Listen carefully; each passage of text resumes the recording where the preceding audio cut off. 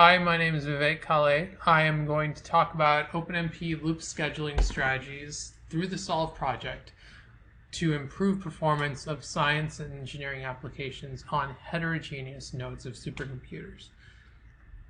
So before I go into details of loop scheduling, I'd like to talk about the SOLVE project. And the SOLVE project is essentially DOE's fork of the LLVM OpenMP implementation used for applications running on next generation exascale supercomputers. You can use the SOLVE software and runtimes through either using the GitHub SOLVE projects repo, or you can use it via SPAC. The link for the LLVM package is here. And so with this, the SOLVE project consists of the specification of OpenMP related to exascale supercomputers at Department of Energy, the runtime, the compilers, application engagement, and then quality assurance, which includes verification and validation of OpenMP implementations, particularly LLVM. The SOLVE project aims to use portability, productivity, and performance as its key driving force. And here on the right, you see the software ecosystem of SOLVE, and in particular, it relies on applications and libraries such as Raja, Slate, and it also rests on the Clang and Flang OpenMP front ends. Then with that, it's the compilers and the runtime layers that do a lot of the heavy lifting, and then these rest on top of ECP's operating systems. Let's look at the loop scheduling that we are considering on just CPUs. When we think about loop scheduling, we often think in OpenMP about the static, dynamic, and guided scheduling. However, there's a lot of use for more novel loop scheduling strategies that improve the data locality while also maintaining load balance. One such novel strategy is a mixed static dynamic scheduling strategy where work is first done statically on threads, and then the remainder of the work is done dynamically. So the work that's done statically is called a static fraction. So to limit the overhead of the dynamic scheduling through cache misses and DQ overheads, this static fraction has to be optimized and tuned to meet the exact threshold for the application and architecture. So here we see that the static fraction for the communication avoiding LU factorization, when we use a 10% static fraction, we get a significant improvement over not just the dynamic scheduling scheme and the static scheduling scheme, but also over the research library called Plasma and the Intel MKL library. And here we also notice that a mixed static dynamic scheduling strategy provides not just good load balancing and performance along with data locality, it also provides performance consistency. So each of these scheduling runs were shown here as more reproducible than their static and dynamic counterparts. So with this, we're having the need for these specialized user-defined schedules in OpenMP. So a user-defined schedule is being proposed for OpenMP 6.0, And a user-defined schedule essentially has the start, which is the onQueue function for a scheduling strategy, a next, which is a dequeuing function, and then a fini, which is like a cleanup function. With that, you plug in the dynamics, this name of the dynamic scheduler into the schedule clause, and then you plug in a start and next and fini into the these corresponding clauses. And from this, once you declare that schedule, you can use that in a parallel for, as we show here. So this is my DIN-S is the UDS or user-defined scheduler identifier. We also have the parameters, which are chunk size and the schedule data, which allow for the tuning of that scheduling strategy. So this here is just showing a little more depth of how a user would go in and implement their specific their user-defined scheduler. Without going into too much detail, basically a user would often use a either OpenMP atomics for locking and unlocking, or explicit locking through perhaps pthread locks and unlocks. So this next here is a key dequeue function, then which allows allows applications to then use this dequeue functions, which are customized for the application. Now we look at a problem in the SOLVE project, which is more about how we harness the power of the entire node of an exascale supercomputer, which often consists of multi-cores and GPUs. And so traditionally, the way to harness the entire node and its parallelism is to use MPI to parallelize work across the CPUs and GPUs. A new idea is to parallelize work using OpenMP. So OpenMP will help to handle the parallelism across the multiple GPUs and the CPU of a node. This is beneficial because we don't have to deal with the interoperability that is caused by MPI plus OpenMP within a node. So a key thing to understand is that for doing this sort of thing, OpenMP has to have an execution and a memory model, and to do this requires changes in OpenMP's and how it thinks about multiple GPUs. A very important thing is also to understand that GPU to GPU communication can also cause problems with data locality. So this also must be handled. Whatever the case, we need to provide constructs in OpenMP for a user to communicate data between GPUs and then assign computation across GPUs of multi-GPUs. And they have to do that in a productive and portable way as through the SOLVE objectives. So for OpenMP to think about parallelism, we have to really think, how can OpenMP dictate multiple GPUs working independently, and how can we communicate that data from one GPU to another? And we can do so through constructs like a target loop clause or a target update or target delete clause. What we show here is a proposed target loop-like construct, which is target spread, which has been recently published at SC in an extended abstract part of a poster.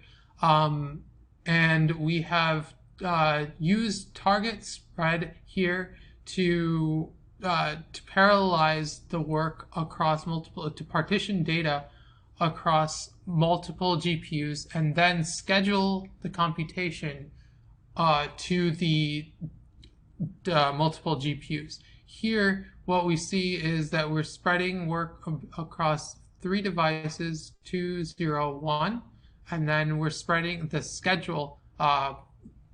We're using a spread schedule clause to schedule the work across these multiple GPUs. We have some results here, and they're promising. And by using target spread, we show that we can obtain a significant improvement of going from 1 GPU to 4 GPUs of 6.38x. The bandwidth also increased significantly from by 7.29x. We also note that as we increase the chunk size, the parameters, that is the parameter of the static schedule, we also can improve performance or decrease performance, respectively. We see here that the streams per GPU in particular are while they decrease, the time is increased, and so it's best to tune the scheduling strategy with the chunk size. Now we focus on scheduling to the GPUs of a multi-GPU using dynamic scheduling. Here we have a system which shows several compute tasks of an OpenMP task loop being encapsulated each by a GPU task, and those GPU tasks then go to the multi-cores, to the cores of a multi-core, and then each of these cores collectively work together to offload work to the multiple GPUs.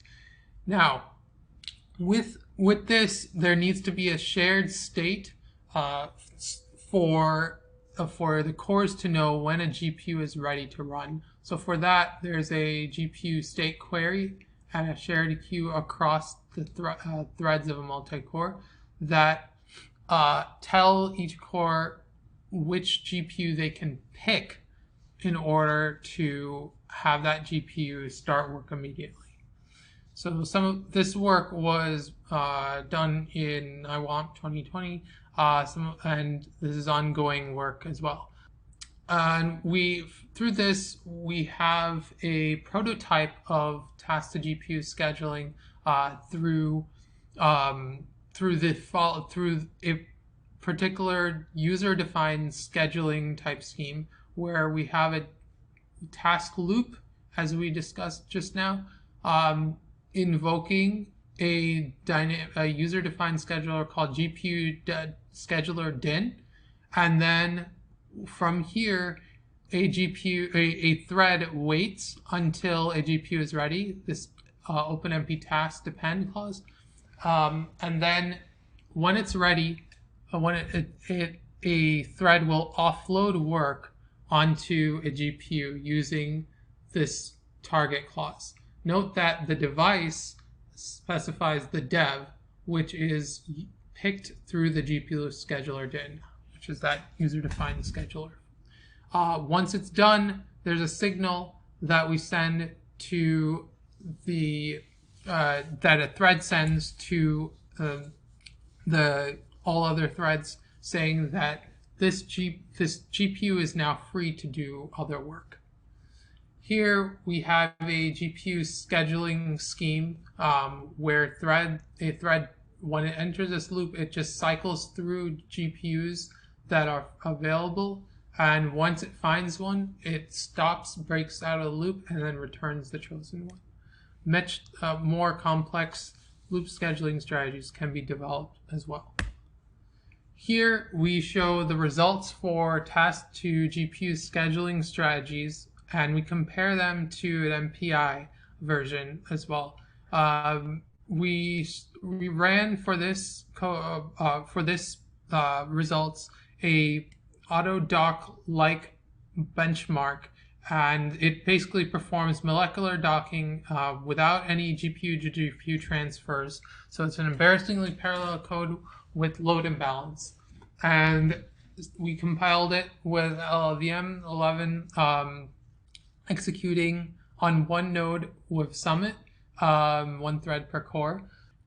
Here we see that MPI LLVM with the base version is significantly slower than the new version of LLVM 11 with our patch.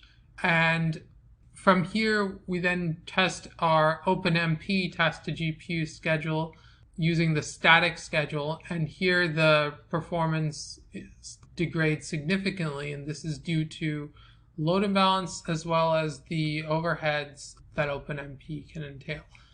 Again, we see an increase in performance with LLVM's patches added. Through this random scheduling scheme where we choose a GPU randomly, performance increases slightly over the static, but still we need to improve on this because just randomly choosing any GPU will cause thrashing. What we have then is a more systematic method of round robin, and round robin will just choose one by one. A thread just chooses through a counter one by one a GPU to schedule to. This increases performance slightly, but really we get a lot more performance benefit from using a pure dynamic scheduling scheme. This shows the optimized scheduling scheme that we just now illustrated in the previous slide. We then also have an optimized dynamic scheduling scheme where we have multiple GPUs, multiple queues, and these multiple queues will split the scheduling between two sets of GPUs basically, and this helps improve performance slightly better. And overall, with this scheme, once we have that, we actually compare back to the LLVM 11 without the patch, and we see that yes, it does make a difference, but really the key performance improvements come with the improved dynamic scheduling schemes. Now we have a strategy. We need to think a little bit about, well, are there alternatives or simpler ways to do what we're doing, and how do we program this to make it easier for the user?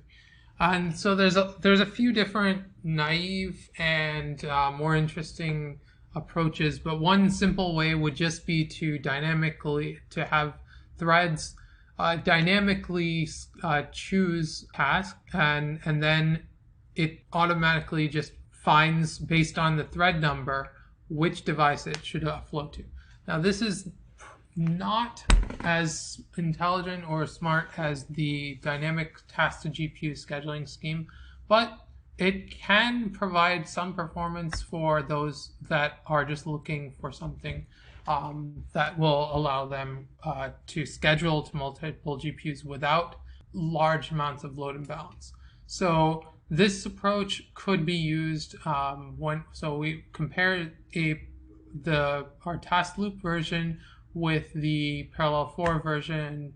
We can see that for this, through these plots, when we use a task loop version, the timings are better than the Parallel 4 chunk grain size 1, but when we increase to grain size 4, actually the Parallel 4 is slightly better. So here we need to think a little bit about chunk size for a standard code without significant load imbalance.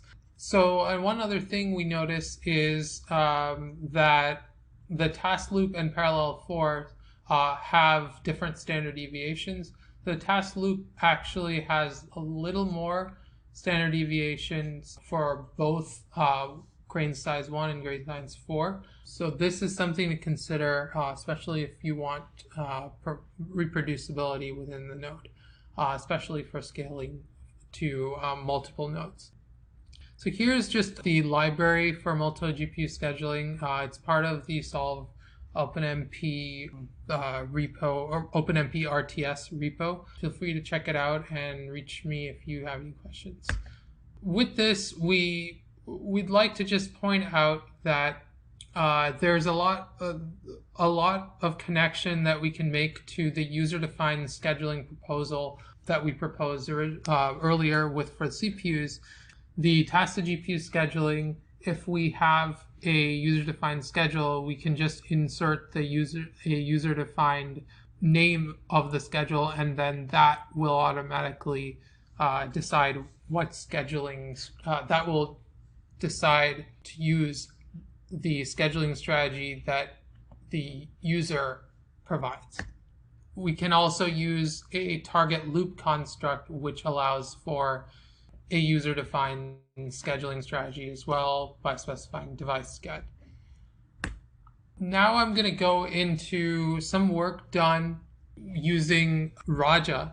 Raja has been used for many DOE applications, and what we did here in this particular work is to use user-defined schedules within Raja's scheduling policies.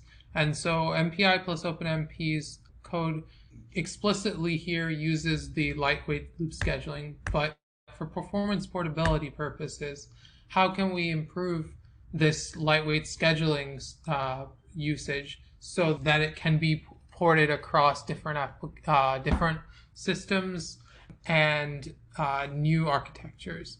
And so Raja's, the way we modify it is shown here at the bottom.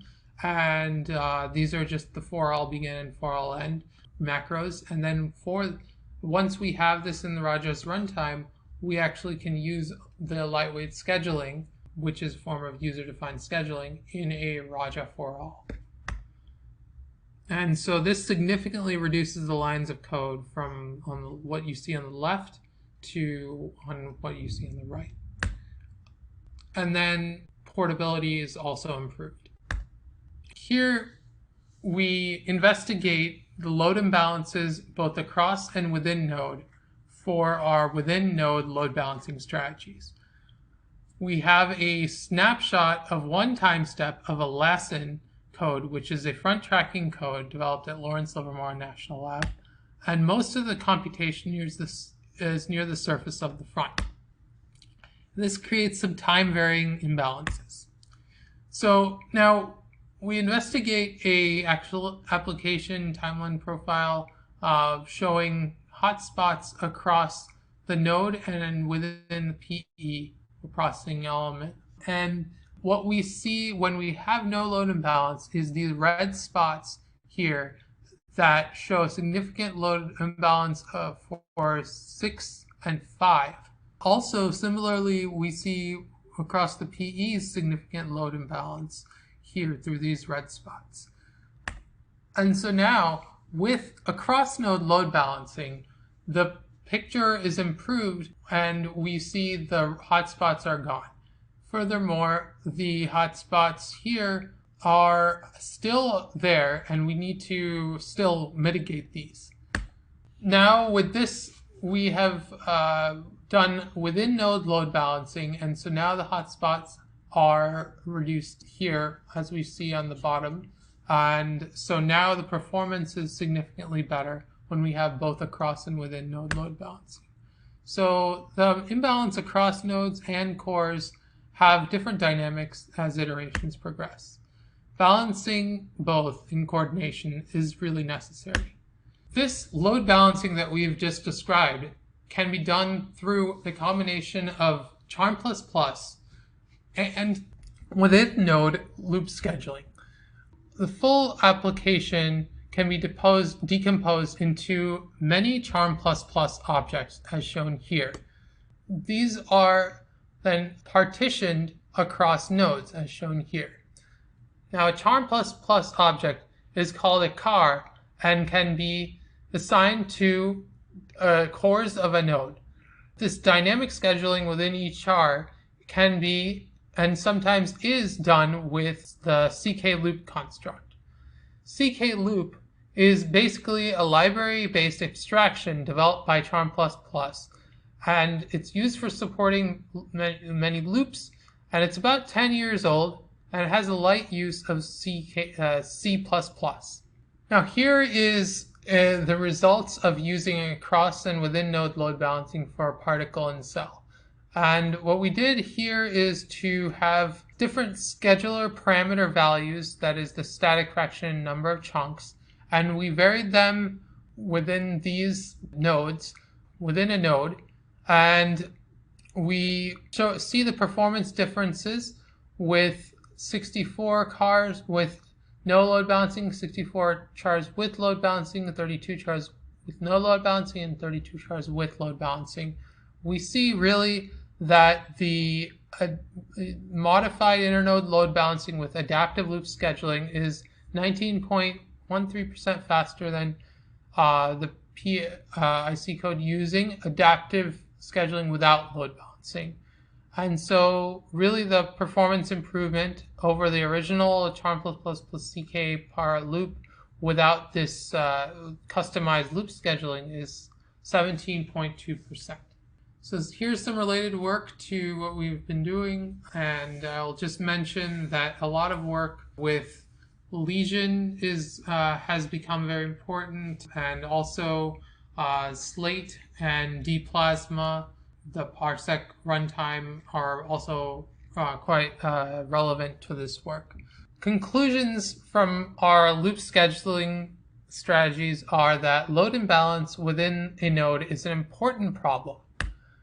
The novel schedulers solve this problem, and this is done through the basic static dynamic scheduling and variants of these scheduling strategies. And there is also more work on task to GPU scheduling with the multiple GPUs on a node. We have several extensibility features to facilitate novel loop schedulers, and there's OpenMP user-defined scheduling, and then there's the OpenMP target scheduler, or the target spread clause. And we plan to build on the scheduling strategies to make them more accessible. In particular, we intend to use user-defined scheduling in Raja, and we also will have more work on charm++ and CK loop to support these loop scheduling strategies.